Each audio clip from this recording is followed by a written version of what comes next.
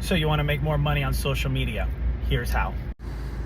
So what you want to do is go to this website. It's called Monster Insights. Input your headline, and what you'll do is it'll give you a score after you click on the button, and anything over a 70 is more than likely to convert.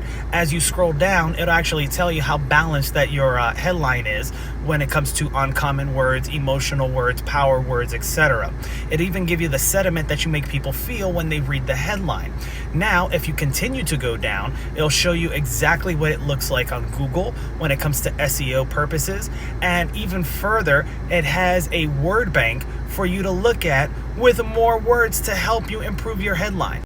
Now, what you're probably thinking is, are headlines that important? Take a look at this article.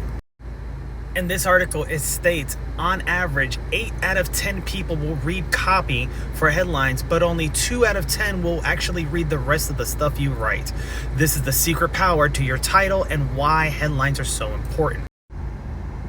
If this was helpful, smash that like button. If you want to learn more, follow me for more tips and tricks.